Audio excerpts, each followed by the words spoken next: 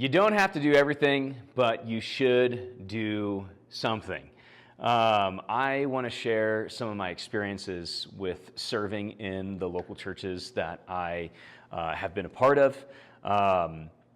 And so I never thought that I would be in ministry. I just wanted to serve in some way. And so these three things that we talked about, passion, ability, and need, I believe that's where you find your calling. Well, yesterday I went to go play catch with my four boys, and my youngest son, on the way there, he asked me if I ever played in the NFL. And I was like, yes, Lord, my youngest son thinks I'm a superhero. And because I love football, especially CU football right now. Let's go, Deion Sanders. And he asked if I could beat Deion Sanders in a foot race. And I said I probably could right now because he only has 8 toes. But back in the day, nobody's beaten Deion Sanders. And my passion for football is great. My ability is not so great. And also the need for me is not there, not my calling. Well, using that thought process here in the church, thinking about my first thing that I was able to do was cleaning a bathroom. Definitely not passionate about it. I'm able, there's a need. My calling isn't janitor, but I'll do it. Then I tried welcome team.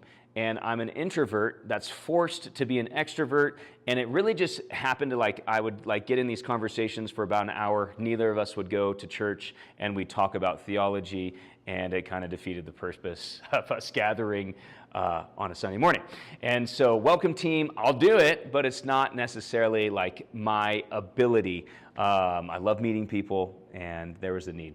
How about youth group? Well, I was told not to talk to teenagers because I was just out there, and then eventually I started playing catch and basketball with them, and then I had the chance to teach a Bible study, and I was like, wow, this is something that I really want to do, and I began to become passionate about teaching the Bible, and I learned the ability of teaching and seeing the need. I would go to places and there would be a need, and I would teach, and that's where I found my calling.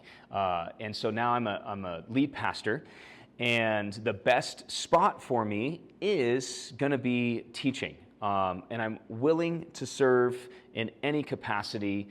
And there are many people that are better than me, even at teaching. But I'm called in this house to teach. And so let me take another example. Recently, is we have this coffee shop, and we closed it down and we opened it back up, and we hired new baristas. And so I'm just in the place of a barista. I've been doing coffee, running a coffee company for 6 years, and I still can't do the leaf in the cup. I am not a good barista. I wear the apron. I'm there behind the counter. I love people. I try every time, and it's like a camel or a snowman. It's never something good. So my passion is great for coffee, mainly drinking coffee, but it's not, the ability isn't there, the need is there. And so we're training up people to take my place so I can focus on the other things that God has called me to do. And then because they can do that and they're good at it, they can connect with other people and minister. And so this is where you need to do something. You start somewhere. You don't need to do everything. In fact, there's often times where planting a church, I literally have done everything. I greeted someone at the door. I set everything up. I did the sound. I led the worship. I taught the message. Ashley watched the kids, my wife. We cleaned everything up. And it seems like there are times where someone doesn't show up, and I'm just here to serve, and I'll serve in any capacity.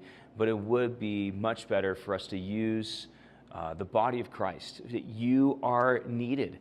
And I know that you have passions and a skill set and an ability that can fulfill this need, and you can find your place and your calling here in Reach Church. And so it really is just like me. I had no experience in serving. I had no, honestly, intention of being in full-time ministry, but God has called me and grown me in these things. And so I have a lot of joy in serving the Lord, whether that's in things that people see or things that people don't see, things that I believe I was made for and growing in God's grace, or things that I am not good at all, but I'm fulfilling the need. There's just such a joy in serving the Lord. And so again, you don't need to do everything. You need to do something. And so take that next step and do something and find out. Are you passionate? Are you skilled? Is there a need? That's where you're going to find your calling. And so you just need to take that first step.